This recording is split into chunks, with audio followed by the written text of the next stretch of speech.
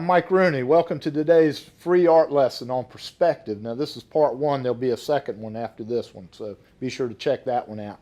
Now as you see, I've toned my canvas orange. I'm using the Soho panel with acrylic orange on it, and you can find out how to do that on my introduction to the Real Art Academy starter set that I have. It's on jerrysartorama.com, so look that up. It'll show you how to lay out the palette, how to tone the canvas, and you can go from there. Now today we're going to talk about perspective, okay? A lot of people have a hard time when we go out and we do street scenes and stuff like that. You have to get all the buildings to look like they have real perspective. The problem with a lot of people is they draw the buildings and the windows are going this way and that way and this way and that way and the doorways are one way, and it just looks ridiculous. So what I'm going to do is show you how to make things look like they go back into space, and that's what perspective is. Part one, what I'll do is I'll show you a couple concepts, and then part two I'll do a few buildings. So I've made up some blue. I've took ultramarine blue and put orange into it and made some black paint to draw with. So I'll show you how to do that. Take a little bit of liquid and make some paint that I can draw with. Now you got to remember, the first thing you have to do in perspective is you have to figure out where the horizon line is. Where does the sky come down and meet the land? If I know there's trees in the way and there's buildings in the way and there's cars in the way, but if you could see through all that stuff, if you were Superman and could see through it, where would the sky meet the land? So that's the horizon line. So we're going to draw the horizon line on there. So I'm standing out in the desert, okay, and I see a cloud over here and there's a cloud over here. Now this is the ground. Now I'm standing on a railroad track, and I think to get perspective, if you understand the railroad track concept, it will make perspective a whole lot easier for you. What you do is you decide, okay, I'm standing in the middle of a railroad track. Here's one track and here's another track. So I'm standing right in the middle of the railroad track. Now what do those do? If you could picture that, what would it do? It would disappear up here, okay? They would go like this, wouldn't they? One track would go like that, and one track would go like that if you were standing right in the middle of a railroad track. Now, that's called the vanishing point. This is the VP. This is the vanishing point. This is where all the lines disappear. Now, this is really cool because it means that all the lines disappear there. So anything is going to disappear to that point. That's called one point perspective. Everything disappears to that one spot.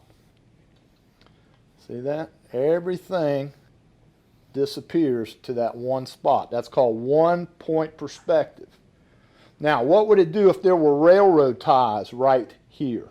If you were standing on a railroad and there was railroad ties, what would it look like? You'd see one right here, right in front of your toes. Then you'd see one right here. Now, are they the same distance all the way back? No. They go like this. They get closer and closer together.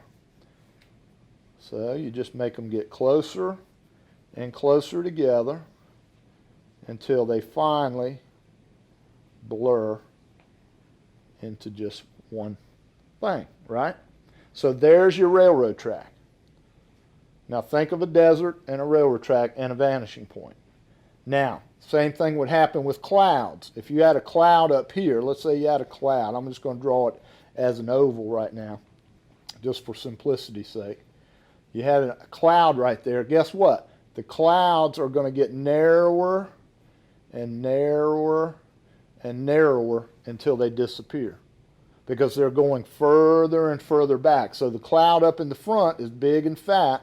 This one is getting narrower just like this one. This one's getting narrow, this one's narrow, this one's narrow. It's getting narrower and narrower, and it's disappearing right there. Now look how that already looks like perspective. It already looks like it goes back in space. That is awesome, man. That is cool right there. All right, so now, if let's say you had some cactuses, okay, and you had a cactus right here, okay, let's say they were all the same height. No, let's do telephone poles. Let's do telephone poles. Here's the bottoms of the telephone poles. They're all in a line and they're all exactly the same height. So the first telephone pole would be this height. The next telephone would be this height. The next one would be that height. The next one would be that height. The next one, see how it's basically this flipped up on its side. So now that looks like telephone poles going back in the distance. All right? That's pretty cool because this could be a building. All right? Here's the building. Here's the side of the building. All right? And there's the bottom of the building. Now here's the end of the building right here. So this is the side of the building. Now this side, and I'll talk about this one in step 2, two-point perspective. But don't worry about it. That's a building. Now here's the side of the building, and it's in shadow. Now guess what? It looks like a mini storage unit. See? The tops of the doors are all going to fall on that line, that spoke that came off of that vanishing point. The bottom of the building is going to follow there. Now let's say we had little windows across the top here. Guess what? They're going to do the same thing. They're going to follow that line, and they're going to get smaller and smaller and smaller. So everything's getting smaller and closer together until it disappears on the vanishing point. And that's called one, this is called, when it disappears to one vanishing point, that's called one-point perspective. So if you're standing in the middle of the railroad track, that works.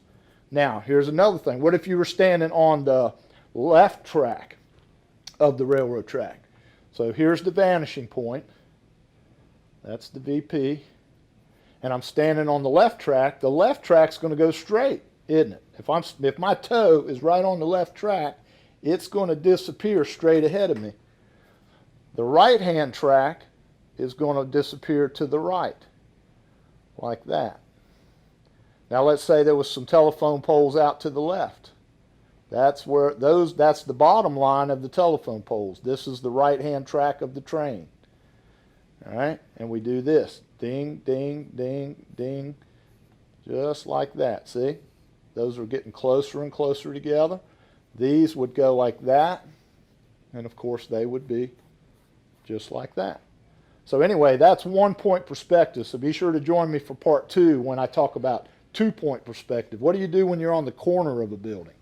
So if you like that free art lesson, you'd like to see more about me, go to MikeRooneyStudios.blogspot.com.